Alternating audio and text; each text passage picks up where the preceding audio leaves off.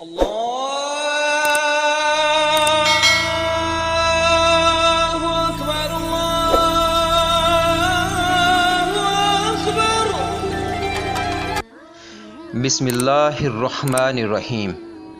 Daily Islamic search के मुअज़्ज़ज़ दोस्तों को हसन नज़ीर का सलाम हो। हस्बे रवायत नए आने वाले मुअज़्ज़ज़ दोस्तों से गुजारिश है कि वो हमारे चैनल को सब्सक्राइब कर दें और साथ ही बेल आइकन को भी दबा दें ताकि हर नई आने वाली वीडियो का आपको बर वक्त नोटिफिकेशन मिल सके और आप तक इस्लामी मालूमात की रसाई मुमकिन हो सके। तारीख़ में ऐसे बहुत से कम हाकम गुज़रे हैं कि जिन्होंने तारीख़ में नाकाबिल तस्खीर नकूश रकम किए। खलीफा उमर बिन अब्दुल अजीज़ इनमें से एक हैं।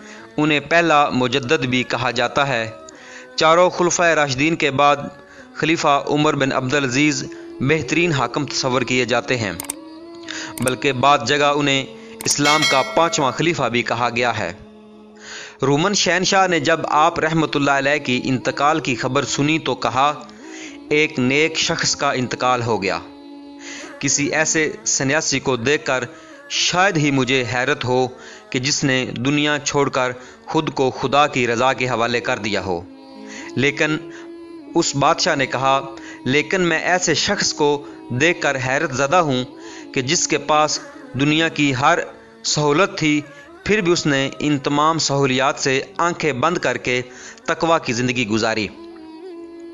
खलीफा उमर बिन अब्दुल अजीज़ रहमतुल्लाह अलैह ने सिर्फ 30 माह खिलाफत की, लेकिन इस मुख्तसर अरसे में उन्होंने दुनिया को बदल कर रख दिया।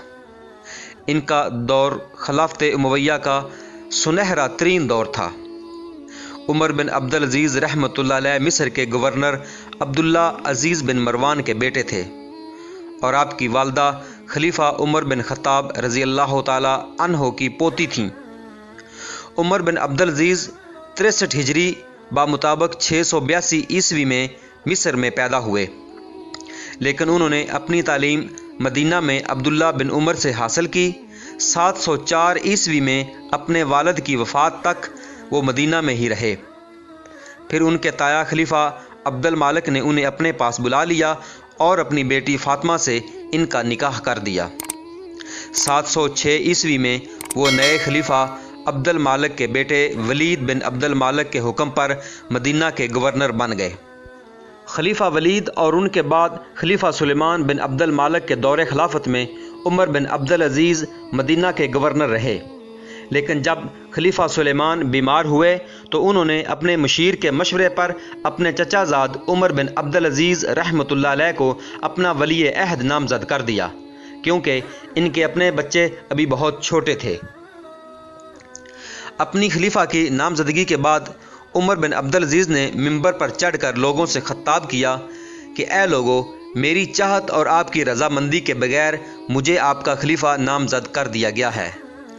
मैं आप लोगों को अपनी बैत से आज़ाद करता हूँ कि आप जिसे मुनासिब समझें उससे अपना खलीफा नामज़द कर लें। लोगों ने जवाब दिया, ए उमर बिन अब्दुल अजीज़, हमें आप पर पूरा एतमाद है, हम आप ही को अपना खलीफा बनाना चाहते हैं।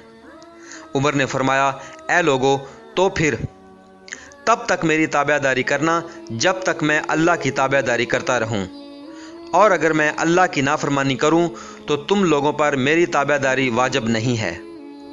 उमर बिन अब्दुल अजीज़ नहायत ही परहेजगार इंसान थे। उन्होंने आसाइशों की बजाय सादगी को तरजीह दी। खलीफा बनने के बाद उन्होंने अपनी तमाम दौलत बैतुल माल में जमा करवा दी और महल की बजाय एक छोटे से घर में रहने को तरजीह दी। वो शाही लिबास की बजाय आम कपड़े पहनते और खलीफा उमर बिन खत्ताब रज़ी अल्लाह ताला अन्हो की तरह अवाम में चलते फिरते पहचाने नहीं जाते थे। अपने खलीफा की नामज़दगी के बाद उन्होंने अपनी शहजादों वाली ऐशो इशरत की ज़िंदगी को खैराबाद कह दिया और उनकी ज़ौजा ने भी उनके कहने पर अपने वालिद से मिलने वाले तमाम ज़ेवरात बैतुल माल में जमा करवा दिए। उमर बिन अब्दुल अजीज़ वो पहले खलीफा हैं जिन्होंने दूसरी ज़ुबानों में कुरान का तर्जमा करवाया। मोहम्मद बिन कासिम के سندھ فتح کرنے کے 6 سال بعد خلیفہ عمر بن عبد العزیز نے 718 عیسوی میں سندھ کے حکمران کے کہنے پر قدیم سندھی زبان میں قرآن کا ترجمہ کروا کر سندھ بھیجا۔ ابن کثیر لکھتے ہیں کہ ان کے اصلاحات کے نتیجے میں صرف فارس سے آمدنی 28 ملین درہم سے بڑھ کر 124 ملین درہم ہو گئی۔ انہوں نے ایران، خراسان اور شمالی افریقہ میں بہت سے وسیع پیمانے پر کام کروائے، جس میں نہروں، سڑکوں، مسافروں کے لیے پناہ گاہوں اور میڈیکل ڈسپینسریوں کی تعمیر شامل ہے۔ ان کے چھوٹے سے دور خلافت میں لوگ اتنے خوشحال ہو گئے کہ ڈھونڈنے سے بھی انہیں کوئی خیرات کا مستحق نہ ملتا تھا۔ عمر بن عبد العزیز کو یہ اعزاز حاصل ہے کہ انہوں نے سرکاری طور پر احادیث کو جمع کرنے کا حکم جاری کیا۔ ابو بکر ابن محمد اور ابن شہاب الظاہری نے یہ فریضہ سر انجام دیا۔ حضرت محمد صلی اللہ علیہ وآلہ وسلم کی سنت کے مطابق انہوں نے چین اور تبت میں اسلام کی تبلیغ کے لیے اپنا وفد بھیجا۔ انہی کے دور خلافت میں مصر اور فارس میں اسلام کو پھلنے پھولنے کا موقع ملا اور وہاں کی عوام نے اسلام قبول کیا، لیکن اس وقت کے شاہی اور امیر تاجروں کی جماعت کو عمر بن عبد العزیز کی اصلاحات اور برابری، سادگی اور عدل کے قانون شدید ناگوار گزرتے تھے۔ خلیفہ کے ایک خادم کو رشوت دے کر انہیں زہر دیا گیا۔ جب عمر بن عبد العزیز نے زہر کے اثرات محسوس کیے تو اپنے خادم سے زہر دینے کی وجہ پوچھی، تو خادم نے کہا کہ مجھے اس کام کے لیے 1000 دینار دیے گئے تھے۔ عمر بن عبد العزیز نے اس سے وہ رقم لی اور بیت المال میں جمع کروا دی۔ غلام کو آزاد کیا اور اسے اس جگہ سے جلد از جلد دور جانے کا کہا کہ کہیں کوئی اسے مار نہ ڈالے، اور یہ رقم عمر بن عبد العزیز کی بیت المال میں جمع کروائی گئی۔ عمر بن عبد العزیز رحمۃ اللہ علیہ نے 720 عیسوی میں ایک کرائے کے گھر میں وفات پائی۔ انہوں نے 17 دینار ترکے میں چھوڑے اور وصیت کے ساتھ کہ اس رقم سے گھر کا کرایہ دیا جائے اور ان کی تدفین کے اخراجات پورے کیے جائیں۔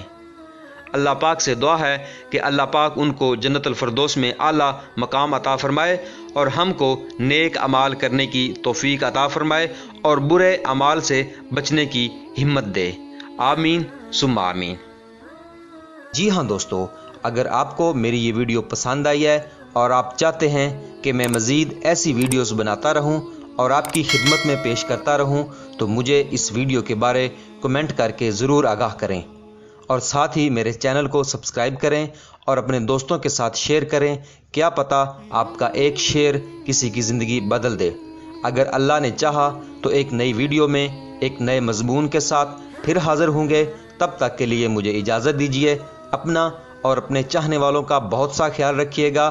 اللہ حافظ، اللہ نگہبان۔